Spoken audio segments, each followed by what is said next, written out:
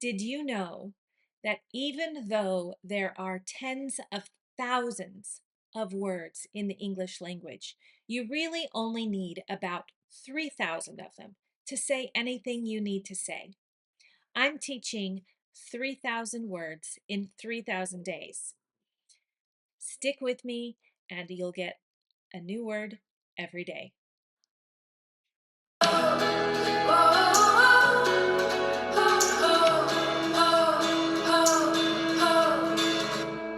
Giant. Giant is another word for something that is really big. I have here a picture of the mythical creature that is a giant. This guy is not human. He's just a lot bigger than normal humans, and he's kind of like a human, but not. Here, this person is giant compared to the houses. But we use the word giant to mean really big. And some synonyms for giant, besides just this mythical creature, are whale, because a whale is an animal that is a giant animal, really big. Mammoth or monster. We also use it to mean huge, enormous, colossal, immense, astronomical, massive. Let's look at some uses. The giant sequoia tree towered over the forest, its trunk wider than a small house. Here, giant means extremely large in physical size. We can use the word giant to talk about figurative power or importance. For example, Google is a tech giant that influences millions of users worldwide. In this collocation, giant refers to a company or organization with enormous influence and success. To be a tech giant, everybody knows. In fact, Google is a verb. If the name of your company is a verb, you're pretty successful. So it can be the mythical creature. In the story, the giant chased the villagers across the hills, shaking the ground with every step. This is the traditional folklore meaning, a huge human-like creature.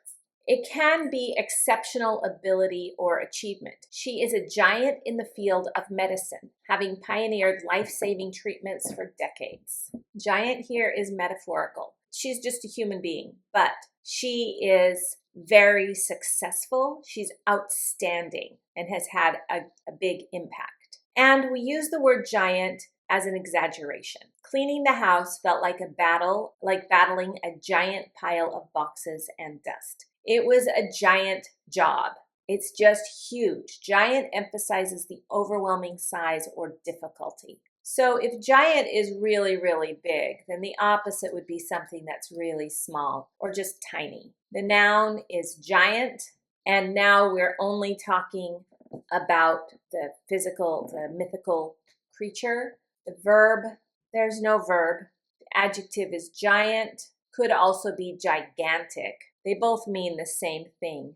The adverb here, there's no adverb with the word giant. You can't say giantly, but you can say gigantically. Gigantically. Now, I want to point something out here. We have here two G's, but they are pronounced differently. The first G says J, and the second G says G.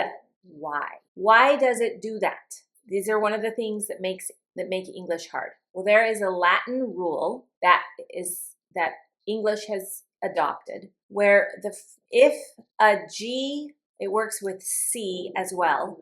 If a G or a C is followed by an I or an E, then it's going to be soft. It's going to say J. And if a G is followed by an A, an O, or a U, it's going to say G. So this word says gigantic. Now, this rule does not always apply. For example, the word girl is G-I-R-L, but generally speaking, the rule is if the G has an I or an E after it, then it's J.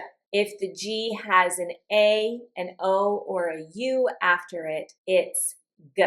That's why if I write the word guide and I want this to say G, I actually put a U in here even though I don't pronounce it because I want the G sound, not the J sound.